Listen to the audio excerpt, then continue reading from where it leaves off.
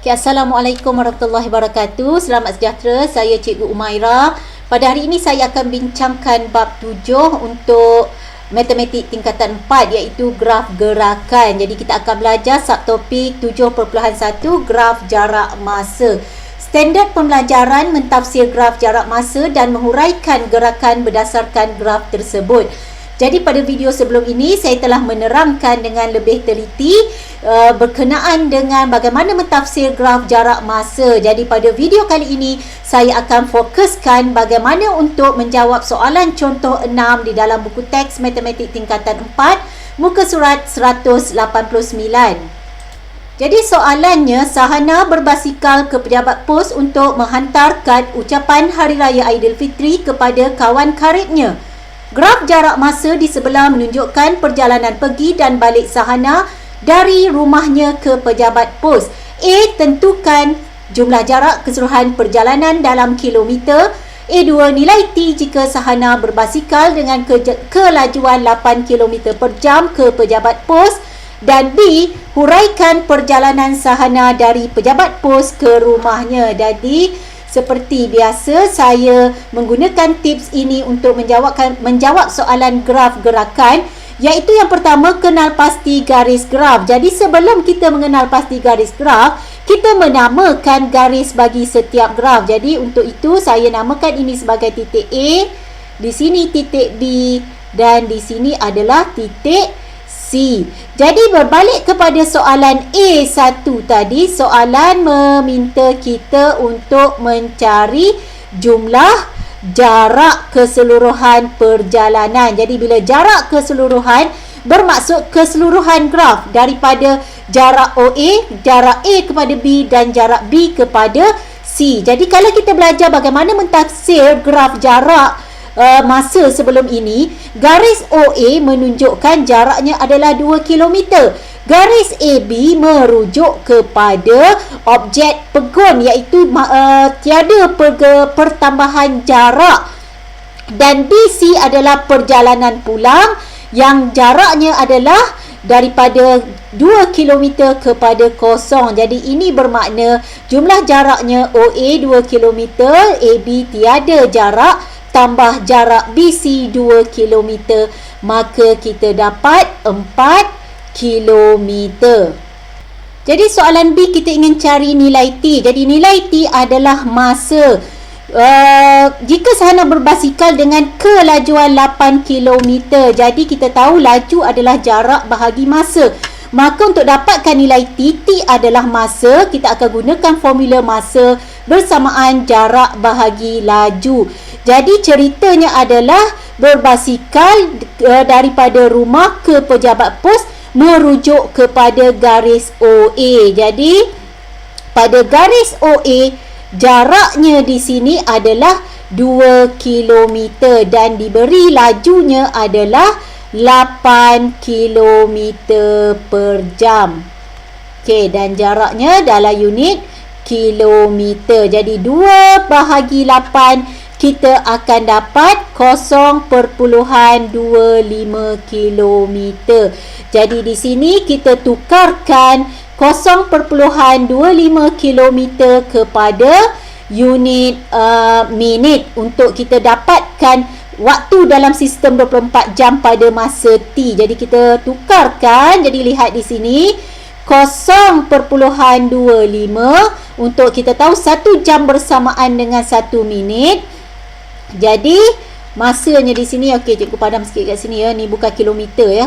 Okey, tersilap tulis sikit di situ. Jadi masa kat sini dalam unit jam, kita tukarkan kepada minit. Jadi kita perlu darab dengan 60. Jadi 0.25 darab 60, maka kita dapat 15 minit. Jadi bersamaan 15 minit. Jadi ini adalah masa daripada garis O kepada A. Jadi bila kita ingin mencari T, okay, T bermaksud tempoh masa OA adalah 15 minit. Jadi 09.20 kita ikut sistem 24 jam iaitu menggunakan minit, tambah 0015 minit iaitu 15 minit.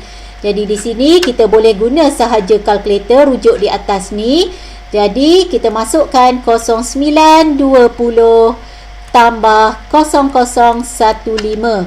Jadi kita dapat pada masa 9.35. Jadi kita tuliskan jawapan mengikut sistem 24 jam kerana Pak CX-nya telah dimaklumkan waktu sistem 24 jam. Jadi jawapannya T adalah 0935. Jadi ini adalah penyelesaian untuk A1 dan A2. Seterusnya kita akan bincangkan penyelesaian B. Jadi untuk soalan B, huraikan perjalanan Sahana dari pejabat pos ke rumahnya.